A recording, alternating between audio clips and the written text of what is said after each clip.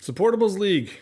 That's it. That's all. That's a wrap. Let's call it a season. Now, week 17 came and went. It meant something to everybody. We were all in a game, but some of them were a little bit more important because there was financial considerations. So we're going to get right to it. Now, I will say this is the last of these kinds of videos. Just as a heads up, you're going to hear from me a little bit later on in the week. I'll get to that in our outro here, but I want to get right to it. We are just going to focus in this video. We're going to jump right into our matchups, right into our players. Now, the only thing that's going to be a little bit of a hiccup is after I do your matchup, now we know who finished 1 through 8. After the matchup, then I'll look at each team and kind of give you that post-draft. Remember, I did the pre-draft before. Now let's go and revisit, see how we did, what moves did we make, how did the year kind of go. I'm not going to be so arrogant as to Yahoo as to give you a grade on the year. I think our position is more than enough to figure that out. But just to kind of give us all some closure, some ideas go moving forward, and we all feel like there's a good wrap-up to our particular league. So I'm going to shut up. We're going to get right to it. Here's what happened in our finals week, week 17 of fantasy football. In our race to avoid to see who would end up at the bottom, sadly, the mighty had fallen, going from the Widowmaker to the unfortunate 8th place finishing. That was you, Jackie. Paul, you kept your amazing streak going. We'll talk a little bit more about that when you get to your specific team. You certainly are an anomaly in many ways, but we'll get to that. Now, how this matchup kind of broke down, weirdly enough, Devontae Adams, when I do kind of my yearly review, will go as someone that was a massive fantasy killer for the majority of the year. Not consistent whatsoever, massively underperformed in terms of overall rankings, was not even in the top 12, not even close actually. However, and killed you in the semifinal kind of round, was dominant in this particular round. In fact, he was our wide receiver 2. I think that's the highest he's been all year. 32 is definitely as high. So well done there. Etienne also our running back 2. So it was kind of highs and lows with you here, Paul. But some of your characters here like McLovin got a touchdown that was well above his yearly average. So aside from people like Diggs, who was just a massive disappointment for most of this year, and for Eckler, who was an even bigger disappointment because at least Diggs had enough in the season to do okay enough that he was in our top 12 eventually. But there you have it. Pacheco would have been a huge upgrade for you as well. He was actually our running back 4. So, Paul, you had the makings to have one of the highest point values of the week, not close to being the highest. We will get to them when we get to our final. But well done, sir. It was a good finish for your 7th place. Jackie, this was kind of, I'm going to save a lot of this for when I talk about your team in a minute here. And you will be the first team I dissect, being as you finished 8th. This was kind of indicative of your season where you had a bunch of people kind of go off in different ways.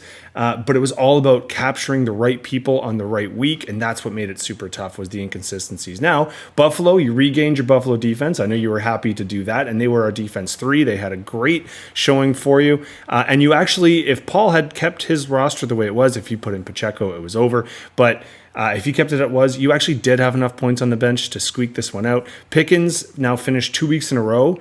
Apparently, he loved Rudolph, the red-nosed quarterback, and as soon as Mason Rudolph went in, Pickens' numbers went up. Najee Harris, this was, I think, also one of his best performances of the year. You can see here that and how close it was point-wise. If Pacheco was number 4, he was only 1.8 points behind, so he was just out of the top 5, so that looked pretty good for you here. And this was kind of the disappointment. A.J. Brown, who was your all-star all year, underperformed. Higgins, who had some massive weeks the last couple weeks, so I understand why he was in your roster. Unfortunately, he had a bad outing as well with just the 1 catch. Bijan has to be one of the most frustrating players to own. Helped you last week, not so much this week. So there you have it. I think that's the kind of inconsistencies we'll get to. So, Jackie, you are our first bottom dweller. We will talk about what that means. I do have an idea. I don't want to spoil it because I'm a big person in being upfront. So we didn't say there'd be an 8th consequence at the start of the year. I'd like to propose one to you, and we'll see how it goes. Paul, congratulations. Your up and down season continued at the end. At least you finished on a high note. So now to look at your teams more expressly, let's break down from draft, from start to finish, how you two fared this season. Jackie, taking a quick look at your team, I think one of the biggest things we see right away, that Stidham pickup, I think was good over Wilson. It kind of stinks because Wilson was actually one of your sneaky better picks. You got him pretty late. If we look here at the kind of draft results, to take in the 15th round, and he actually was the 12th highest scoring QB with our scoring system this year. So to get him that late was actually quite a steal. You look at Nico Collins. had a great year in a lot of respects. Now, he was outside of our top 12, mainly because of his inconsistency. We'll get to that in a second, but that's a pretty big steal for the last pick of the draft. You could say the same thing with Pickens. But herein, I think, is the essence of your team. Now, number one, remember all the way back to beer pong and how we decided who gets the picks. When I did hit the glass blindly and it was your name on the other end, you at first were like, do it again. I don't want first. I didn't do it again because we didn't want to curse the sports gods, but I understand that. This was a weird year, your first ever kind of shot out here. You went with Mahomes. Now, if he had the season like he did last year, you'd be laughing. You definitely would have picked up a few more wins. This year, he was actually the quarterback 7. So 6 other quarterbacks outscored him, and that's what kind of cost you in the end, that he just didn't have his consistent year. Kansas City didn't have their consistent year, and that's what screwed you over. A.J. Brown was one of the best receivers in the game at a time, looking at a massive steal, getting him in the 3rd round. He actually did still finish as the 4th overall, but as you know, just on those big weeks, he seemed to have stinkers for you, and he didn't carry through.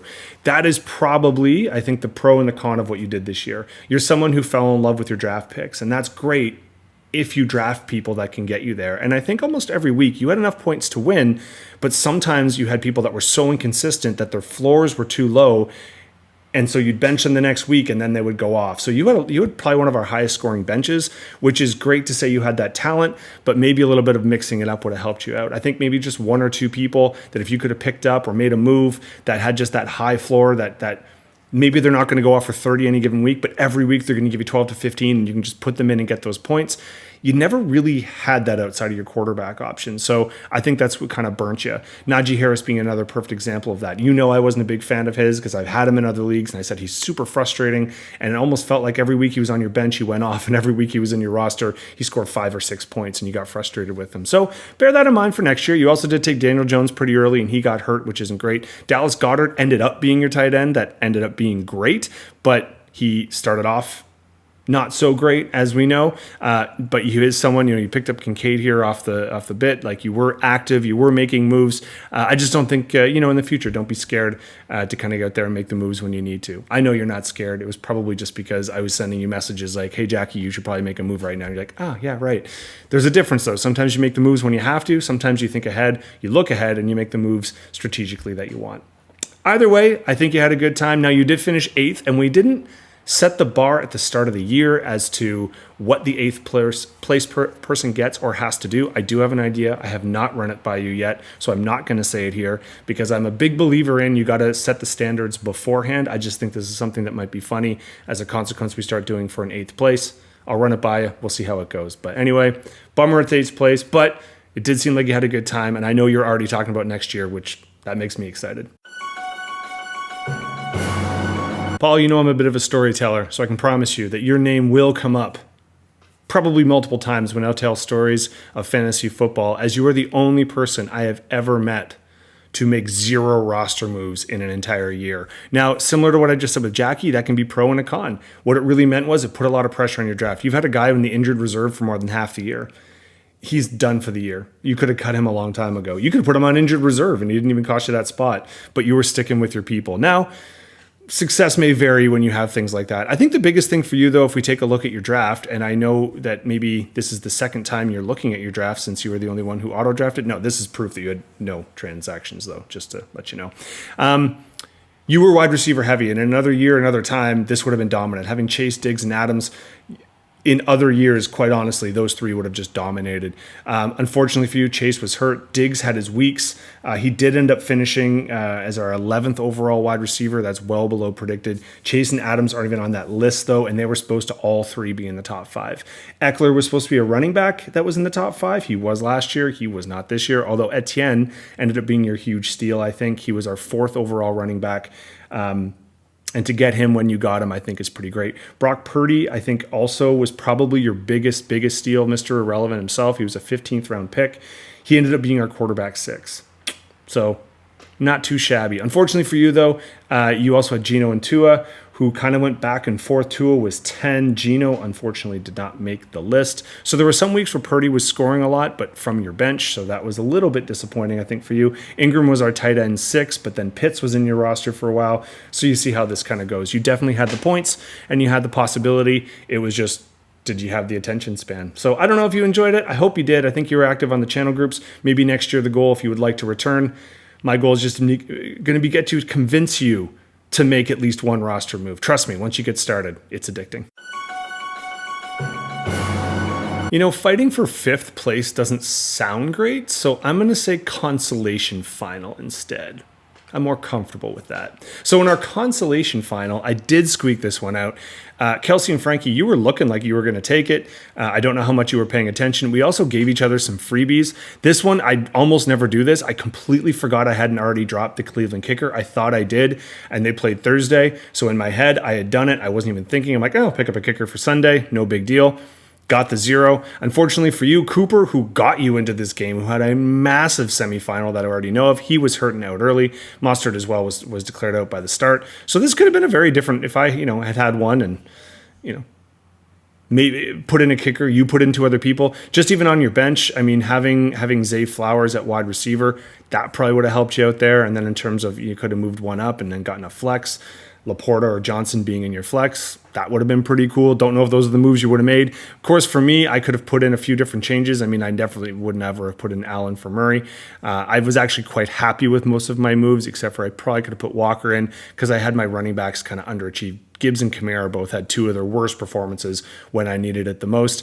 But Love and Allen kind of held on. Love was actually the quarterback 2 on the week, so I was pretty happy with that. And to get as many points out of Rice, even though he was out of the top 10, or top 5 for the week I was fine with. Cleveland was also a top 5 defense, so I was pretty pumped about that. Kelsey and Frankie, though, I think your pickup or your steal of the year, we're looking at Williams. He was the number 1 running back in this week, so that would have definitely helped you out. And if we look down, like I said, you had some people who could have scored you some points. So like I said, in other leagues, we've had it where the consolation finalists get something.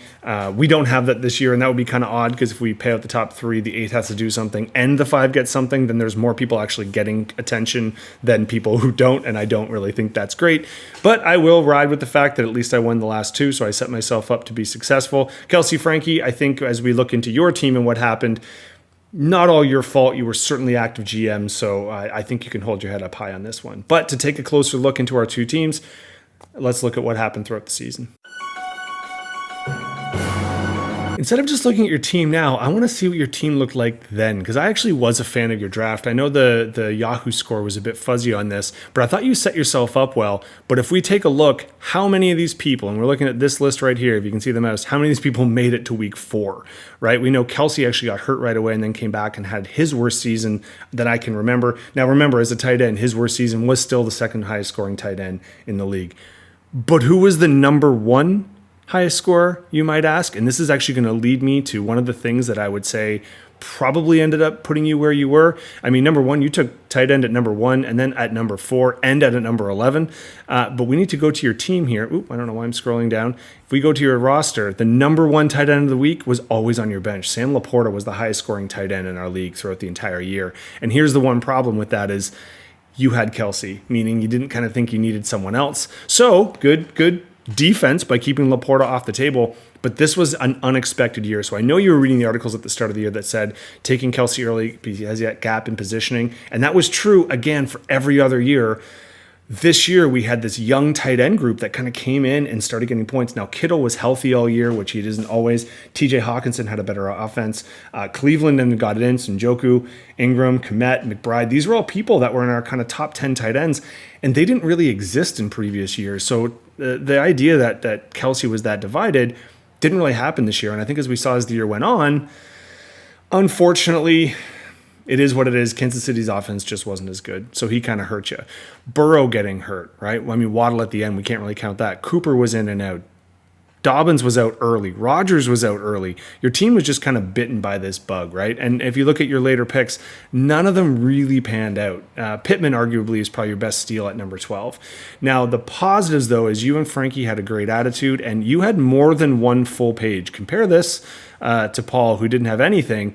November 1st, by the way, all the way back when you took Laporta. You actually have more than one full page of moves, which is fantastic because Kyron Williams was your steal of the year. All right. As an overall running back, he was our 3rd highest scoring running back of the year. Mostert was our 2nd highest scoring. So you had 2 and 3 on the overall roster chart there. That's pretty exceptional.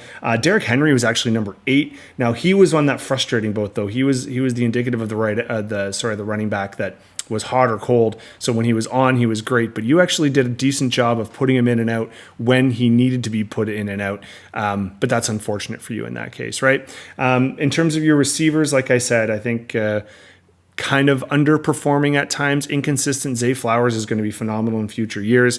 Pittman had a good year, but none of them cracked our top 12 overall. You dominated the tight end, as we mentioned, and I think you were good and active on your defenses, moving in and out matchup wise. So you were making all the right moves. Sorry, even your quarterbacks, Minshew, to kind of come in and help you out. I mean, he wasn't on our top anything, and neither was Stafford, which kind of leads me to what I would suggest was the defining moment of your season. We got to talk about the Kirk Cousins trade. CJ Stroud was our quarterback 11 and would have been the best quarterback you had on your team. So I think it's unfortunate that you made the deal, getting rid of CJ Stroud, taking in Cousins, and then that almost immediately getting hurt. But you know what? You got a lot of your injuries out of the way, and I mean this. Sometimes you just have that cloud above you that it is what it is. You were probably the opposite. You were making a lot of moves, so sometimes moves won't work out. But at the same time, if you had that attitude and you weren't so aggressive with moves, you wouldn't have picked up people like Kyron Williams or Sam Laporta, right? So I think you did a lot of great things. Injury bug just happens. You're probably already reading stats for next year. Hopefully not. There's a long time. We got months. But in August, you can hit the books again. You can start looking at some articles. All the people you're following on Instagram. Hopefully, you can get a better sense of the social scene of the NFL leading into it. I have no doubt that you will come back bigger and stronger. The biggest thing that I'm curious about now that Frankie's moved, is he still going to be a co-manager? Are you going to move off on your own? Don't want to cause any dissent, but that's a decision that I can't wait to hear the result of. There is no chance that everyone's going to listen to all these. Well, I hope some of you do. I hope this is in the background. Maybe pour yourself a nice glass of something and just kind of, my voice goes up and down as it does, and you can kind of just slightly listen to what I'm saying, but I think most people will kind of tune in to what they actually want to hear, which is their own team. And there is nothing more frustrating than someone talking about their own team. So I will try to make this one my most brief. For me, I took a few chances early because I kind of wanted to in this league. Not there's against popular opinion. Some of you have asked me, was I tanking anything? No, I was just drafting a little bit differently than I normally would and trying to get a few players that I really liked. Namely, I thought I was going to have the best two running backs in the league in Pollard and Chubb. Chubb got hurt almost right away, and Pollard sucked this year. So that was just pretty bad off the get-go. I did take Josh Allen, who was our QB1, and I will talk more about why I took him and how I got him when I get to Rath's team. Gibbs, I think, was a good steal on my part. He was in the top 10. He was the number 9 running back. I also, not on here, I made an immediate move. I know Taylor, I put him onto the IR. Then I took Kamara and I put him on the IR because he missed the first 4 weeks. Kamara, even though he didn't play 4 of the games, was our running back 12. So he was a huge part of why I was able to be successful in the end when everyone came back. But it's also the reason why I lost so many at the beginning of the year. And lesson learned, I finished a game out of making the playoffs. You can't wait till that long, right?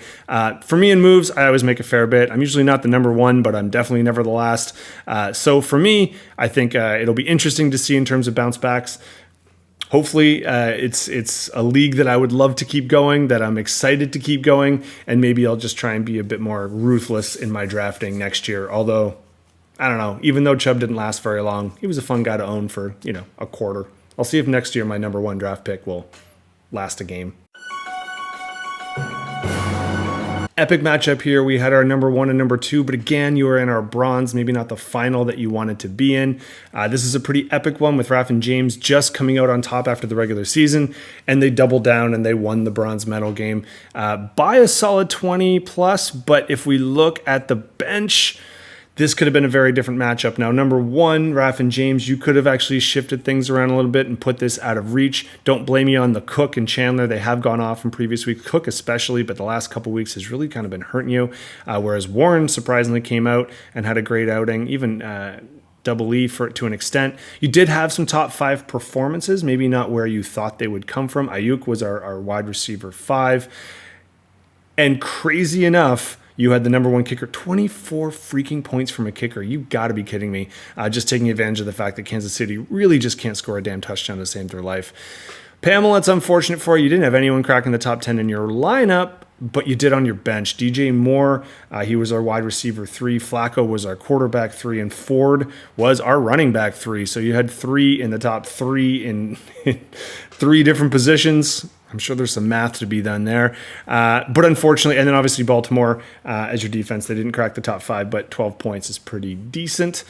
So you could have kind of come back. You could have taken the bronze on this one. It's a little bit frustrating for you. And again, indicative of the year where you had some really strong people that you were leaning on, and when they didn't come through, your team was much more vulnerable. Whereas Raf, James, as we're going to dig in here and when we look at your team, you were a mover and shaker. Most of your people did come from moves in a lot of ways, although your draft did give you that solid foundation. You as well, you really can't dwell on it. It really was last week kind of cost you. This week you wouldn't have won the final, but you certainly would have put up a big fight had you gotten in there, but you just bumped into a team that got hot. We will get to them later. But now let's take a look at our third and fourth players or finishers in a little bit more detail. Family, you must be tired of me saying this, but you really do have a wide receiver group that everyone I know that has ever played fantasy would be super envious with. Unfortunately for you, it was the peak in the valley. You had Hill, who was phenomenal, and then in the last couple weeks was good. Right? But obviously this was a massive underperformance. The Miami Dolphins offense is a little bit stagnant over the last 2 to 3 weeks, and it cost you. Hill did finish as our wide receiver 2, which was great. In any other year, Kupp and Jefferson would have been right there, but due to injuries and inconsistent play, Jefferson was injured way too much this year. Kupp was both injured, and then the offense didn't really suit him. We will get to a possible reason why when we get to the next person. Now, you were great at making pickups, though. You weren't shy about the waiver wire. You had to with a lot of your quarterbacks.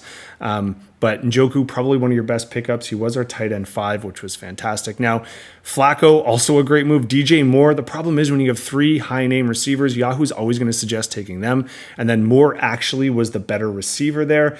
He was our wide receiver 7, which is fantastic for the year. I think your quarterback play is probably one of the things that hurt you the most. Trevor Lawrence, I was huge on. If you didn't take him, I was definitely looking to take him. But he didn't finish in our top 12 for quarterbacks, which is actually quite odd. Baker Mayfield did, though, and I know that was a pickup. He was our quarterback 9. Looking at your draft just quickly, you did score huge in the receivers. Barkley was kind of a letdown, but there's the big one for you. I think there's a little gap here. Aaron Jones was hurt for most of the year. Kupp hurt and inconsistent. Akers had to... He's not even playing anymore. Richardson got knocked out early. This is sometimes in years where you're very successful.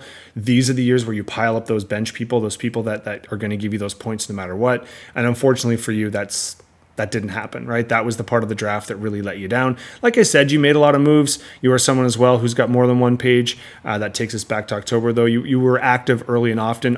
Again, mainly due to injury and necessity, but you also were planning ahead, which is great to see. So I have no doubt that as we move forward, you did have success for the majority of the year. I know it feels odd to you don't get the financial benefits, but you certainly got to ride on top. It's nice to be number 1, and you were number 1 for a huge chunk of our year. So congratulations to that. Hopefully that helps bleed over to next year. You learn some of the lessons. You start being a little shrewd with your moves, and who knows? Hopefully next year you don't have the injury bug quite as prominently. But I do have to say, for someone who is hurt as often as you were, it's pretty exceptional to do as well as you did, considering the number of injuries you had to fight against. Raf and James, I don't know if it's gumption, if it's grit, but you were active members all year long on the waiver wire. You were always making adds and drops. I don't know, again, if that's you making the desired move or you, whatever program and algorithm you were calculating or figuring out or paying for on the side. But you were a competitive team. You didn't really have too many dips, which is why you ended up being our highest scoring team overall and our overall number 1, which definitely helped you out. Unfortunately, you had the bad hiccup in the semifinals. Not so much a hiccup as just you bumped into against a team that was, playing pretty well. Looking at your draft, though, the biggest thing we can point out, the Kirk Cousins move. But man, you turned that into CJ Stroud. Cousins getting hurt definitely hurt you, but you passed on Josh Allen as opposed to taking Allen and Hurts, which would have been quarterbacks 1 and 2. So you had the ability to do so. Hurts was our quarterback 2 in the year. So that would have been kind of cool to say because Herbert definitely underperformed. So did Cousins. But the crazy part was, you definitely had some issues with keeping a lot of these people. You added and dropped. So Amon St. Brown was probably your biggest steal. He was the wide receiver 3. So fantastic pick there. You dropped a lot of these people and they ended up being quite good. If we look at your roster here, I think White could have definitely helped you out, but you dropped him early and often. He was our running back 6. So that would have been someone you might want to hang on to. Didn't so much, but that's fine. You also picked up some people that you needed to as the year went on, so I can't all blame you there. James Cook ended up being a decent pick for you that late. He did finish as our 10th best running back, so hits and misses on that one. You do finish third, and you do get the prize for being our number 1 overall in the season. So you are walking away well into the positive on this one, so don't feel too bad. You also were one of our more active trash talkers on the group chat. I think you're trying to play the villain occasionally, or maybe it just comes out naturally. I'm not sure, but congratulations, you two. Great year. I know this isn't the game you wanted to finish in, but you made the best of it. You came back. You held on to the bronze. And that's certainly saying something. I think I said it last week, but often I've noticed a trend in fantasy football leagues that I'm in that the final doesn't always end up being a great final. There's often a team that goes well off and the other one kind of bombs, or both teams bomb, and you're looking at everyone else saying, well, if I was in the final, I would have won. In this case, not so much. I mean, Raph did outscore you, Jules and Lara, or Raph and James did, but you were our 3rd highest scoring team going against our highest scoring team. And that's the kind of way that you want to finish. A lot of your teams were finishing hot. A lot of your players, were finishing hot. I think one of the biggest things that kind of meant the beginning and the end when I was watching, as soon as McCaffrey went out, Jules and Lara, I was feeling for it. He didn't make it through. He was done in the second half.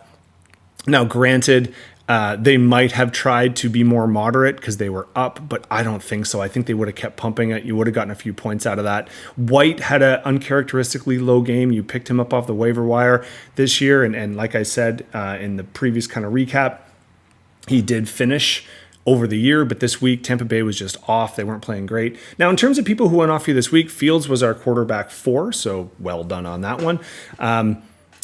Everybody else was kind of circling the top 5, but no one necessarily in it. If we look at your bench, Achan was the only one that maybe put it considering Mozart was out, him getting the starting role, but that was never, your running backs, it's not like they tanked, and you certainly weren't going to put him in for McCaffrey, so you kind of did your best on this one. You just needed your performers to come out.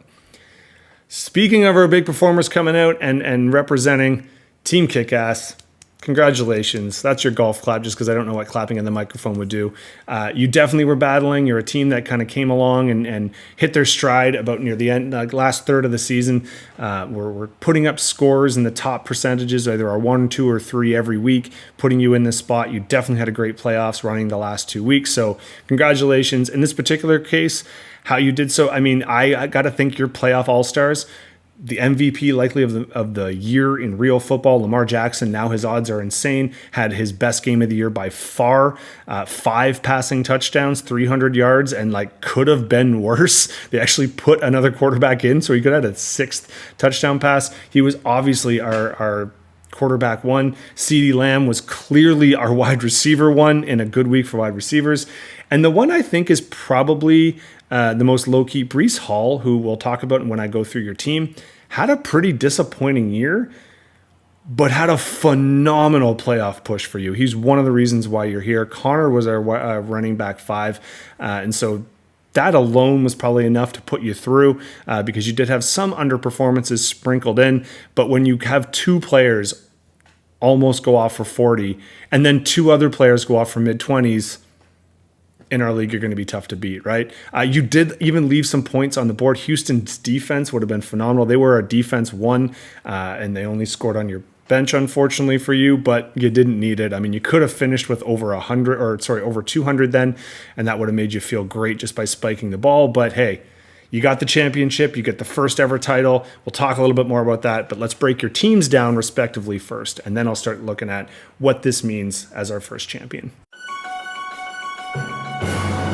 For Jules and Lara, I'm going to start on this page before I go and look at your current roster. And the reason being is, if you remember, Yahoo did not like your draft. They were pretty critical. I was more positive, and some people thought I was being disingenuous. I did actually like your team. I did know you would have to make moves, but you did. So everything was fine. You were very active on the waiver wire. You were making moves. And then adding Lara at the end to kind of give you that push, that was more than enough. I mean, McCaffrey was our running back one. I think he was a steal, getting him where you got him at number 6. Everyone went quarterback, tight end, or wide receiver, so you took our number 1 running back. He was number 1 in some other leagues I drafted in, so I think that was great. Fields as a quarterback. Now, here's the thing with Fields. He's not technically in our top 12, but if you go a per game average, he is, because he was just hurt for that huge chunk of the year. TJ Hawkinson probably would have been our 3rd or even possibly our 2nd highest scoring tight end if he not had gotten hurt. He missed some games there, but he was our tight end 4. Dax was our quarterback 4. So you're putting people in good positions, and what you effectively ended up doing, and the reason why your draft probably got railed, is everyone from, I'd say, your 7th pick down, there's not a whole lot here that ended up panning out for you. Now, I'm not going to include the kickers and the defenses, but everybody here kind of underperformed on the year. But if you'll notice, not all of them are here, right? So some of them you stuck around. Picking up Rachaad White, I mentioned that as an example before. I think that was a great move. Picking up Achane was one of the most coveted free agents when you got him. When he was in, he was electric. Obviously, when he wasn't, I mean, no one's going to score when you're hurt, but he still did fine. Mixon was our running back 7, White our running back 6, and McCaffrey 1. So it's 3 running backs in our top 7, and that's a position that not a lot of people had a lot of depth in, so you definitely benefited from that. I think even looking at San Francisco's defense as a full defense, they weren't always the ones you think of as the highest scoring, but they are legit a great defense. So they are 6th overall, and they did have some weeks where they pushed you through. So it was a phenomenal effort, and this is why Yahoo is sometimes right but sometimes wrong. That's the problem with predictions. They're just guesses. You defied all the odds. You're taking home some cash. Congratulations. Well done on the silver medal. I know you wish the final was a little bit different, but at least you weren't hanging on to the last possession, because Team Kickass came to play, and they came to play early, so it is what it is. So congrats. Massively successful year. Well done, Lara and Jules. Because I'm kind of a nerd with this, obviously making videos and just endlessly talking about it, which you've all been very supportive of, so thank you. I have noticed that the one thing with Team Kickass you can say is all season long, they were very, very rarely dipping, right? The only reason that they owe around is because of other people getting canceled out, right? They were never actually the low point, and very rarely was their bar that low.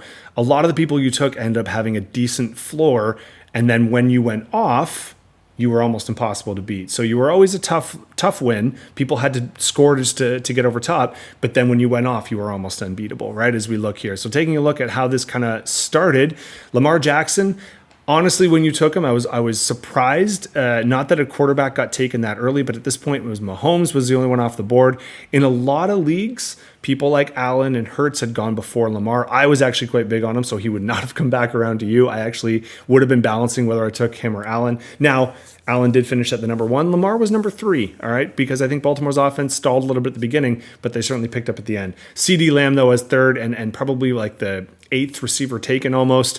He was the wide receiver 1, so that was a phenomenal year-altering pick. So congratulations on making that call. And then similarly, I think you did a good job of keeping who you needed to keep. People like Deebo Samuel, who would have massive weeks. George Kittle, who was our tight end 3. Montgomery, who, like I referred before, he was not like a top 12 running back, but when he needed him, he was a touchdown factory, especially when Gibbs went out. Mike Evans was probably one of the steals of the draft at the 14th round. He ended up being our wide receiver 5, which is pretty crazy considering how late you got him.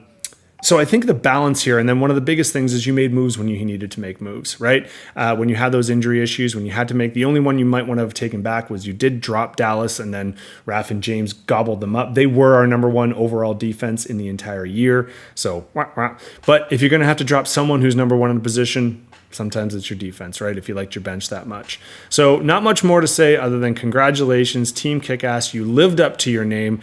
Kate and Nick, well done.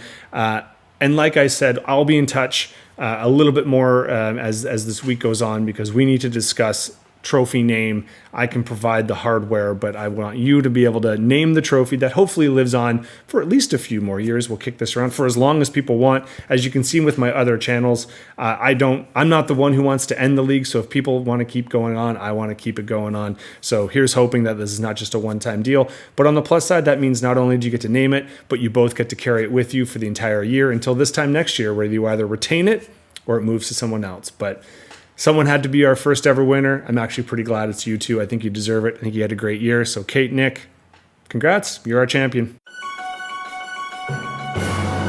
All right, Supportables League, I'm going to end as I began. I said, that's it, that's all, and this season's a wrap. So now we'll wrap things up. Hopefully this gave you the fantasy bug and now you want to keep going in future years. Hopefully when you hit next couple Sundays, you feel like something's missing and it doesn't quite mean the same thing. Although, let's be honest, you're probably going to be happy not to hear my voice so much. Speaking of which though, this is the last video for this particular league. I'm doing one more kind of, if you've noticed the last few weeks, I haven't been talking as much about the actual league in fantasy football and how it relates to fantasy in a whole. I have one thing planned. I'm kind of taking a swing on this one. We'll see how it works out. We'll see if it looks like I think it's going to in my head. I'm having a great time making it, so hopefully you have a great time watching it. In the meantime, again, Supportables League, as to wrap up, we will be seeing each other probably sooner than later. Hopefully you're not taking a dry January because we still have to get together. A lot of people still owe drinks. I'll be in touch. I'll be in touch about people who get some cash. And yes, Team Kickass, one last congratulations. And you will be getting something, and I'll probably try and do it in the most public of settings that we have. So this is just an until then, but in terms of the videos, a bit of a wrap. Hope you enjoyed, and hope we see everyone next year.